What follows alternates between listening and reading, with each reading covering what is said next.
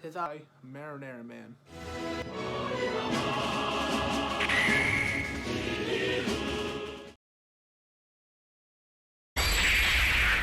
'Tis I.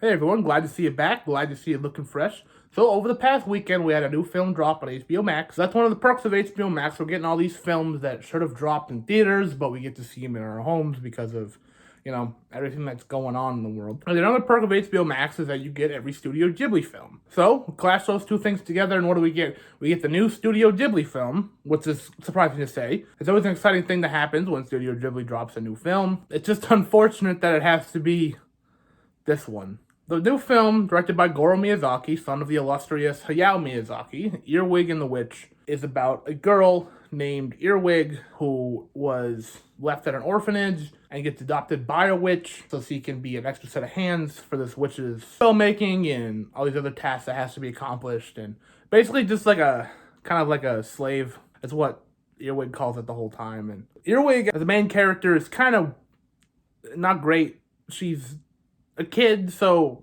she acts like a kid, but she's an annoying kid.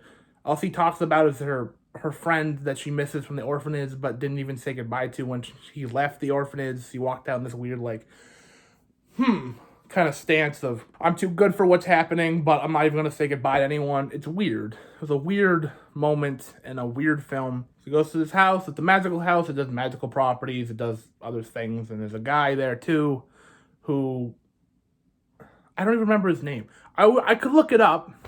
I don't want to. Okay. Pause rant. We'll get to the rant in a little bit. So yeah, the plot continues along, and it's Earwig tries to learn some spells from the witch, even though the witch doesn't want to teach her. She goes behind her back and learns through the cat, because it's a black cat, because of the witch, of course there is. She learns some magic, and that's it. That's all that happens. There's no resolution. There's no real threat. It's just kind of whatever. The obvious comparison is to compare this to Kiki's Delivery Service, which is a incredibly well-made film about a young witch with a black cat. This film is so far removed from anything that Kiki's delivers that it's not even comparable at this point. It feels like a completely different studio making this film. But it's not. It's Goro Miyazaki, who has directed two other Studio Ghibli films at this point, which Tales from Mercy, which was panned by his father. I thought was fine. It looked like a Studio Ghibli film at least. The characters weren't great. It was a little too long, but it's fine. It's a fine movie. And then From Up on Poppy Hill, which I thought was pretty cute, some good characters and all this. This is his third movie, and it's by far his worst. It's by far the worst out of Ghibli's long history, which sucks to say because I love this company. I love the studio. I love the stories that they've created and the world that they've painted, and it's just thinking of it gives me goosebumps of the beauty of what could have been here. But the film shoots itself in the foot twice, because one, it takes place in two buildings. That's it. The orphanage, the witch's house. That's it. It doesn't go anywhere magical. I guess if you want to call the house magical, you can, because it literally is. But it doesn't go anywhere fantastical that looks fantastical. It doesn't go anywhere magical that looks magical. It doesn't go anywhere special that feels special. It's just a house and an orphan. It does have some weird character designs. Obviously, Ghibli has weird character designs, but these character designs reminded me a lot of that old TV movies, the Scary Godmother that used to be on Cartoon Network around Halloween time. I don't know if you've ever seen them, but the art style reminded me a lot of those. I know it's not as bad, but it definitely reminded me of it. That's the thing, is this film doesn't look atrocious. It's not a total embarrassment, but it's not good either. It's not even comparable to some of the more weaker stuff that, if Disney or DreamWorks have put out, those at least look better than what this looks like. So the film doesn't even, allow itself to have that leg up. Because even the worst Ghibli film, it looked like a Ghibli film, and Ghibli art style is gorgeous. So it's not a total waste of time. Whereas this feels like a lesser CG animated film, which there are a ton of lately.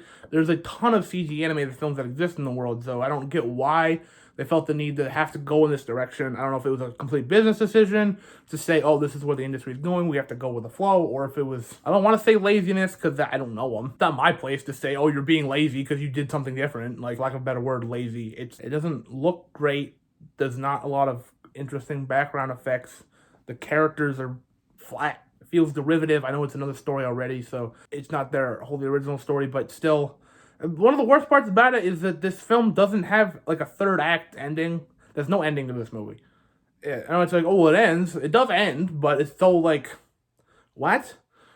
Like, imagine if like Empire Strikes Back. I guess everyone's seen Empire Strikes Back. Everyone knows the twist. Whatever. When they're on Bespin and the doors open and Vader there. Imagine if the film ended right there. That's what this movie feels like. I'm not even kidding. It's just like, it's like soon to be big revelation, done. Black screen, done. Cue credits. And it's like, the movie's only an hour 20. It's like the shortest Ghibli film out there. It's so like, or not, it might not be the shortest, but it's one of the shortest. So it definitely had more room to breathe, but also like the stuff that it's in the hour 20 is not really good either. So you could have cut it out and just made like a pretty good like hour-long movie. I feel like if you gave it an ending and fixed what was there already, it feels like they just needed to make a movie, so they just out this, and this is just here now, and it just will forever be part of Studio Ghibli's legacy. This film will always be there. It'll always be a tag.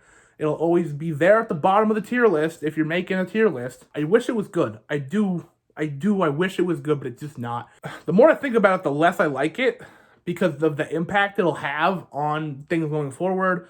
I hope this is like a one and done experiment. Like, whoops, we're not doing that again. But I also like don't want this studio to lose money over this. I don't want the company to have to suffer for this film, because from what I've heard, it's like Goro wanted to make this. Dad Hayao like helped produce it a little bit, and he had to have another studio come in and help him out, because the people who are used to hand-drawn animation don't know how to do CG animation. And it shows. It shows like it's a freshman effort of someone, but it's not. It's the third film you've made.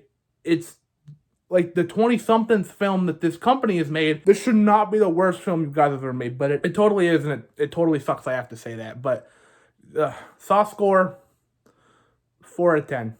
I know that's not even that bad of a score, really.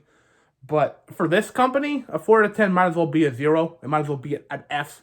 Like, you guys didn't do it. You guys aren't up to your own standards.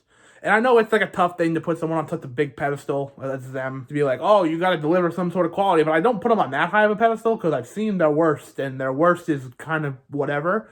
But I've seen what they're capable of, and it's a lot more than this. Even at their worst, it's a lot more than this. I did like the opening credits in the song that they played like 4 times in the movie, but it's even then like the audio mixing, like you can barely hear the words. I don't want to keep dumping on this. I hate that I have to, but it deserves it, and I'm not gonna just let it go without saying. I'm not gonna give this a positive score just because of who made it. All right, that should be about it. If I'm forgetting anything, tell me in the comments. I will talk about it there. If you like this, make sure you like this, and I'll see you guys at some point. Marinara man. Marinara man. Marinara man.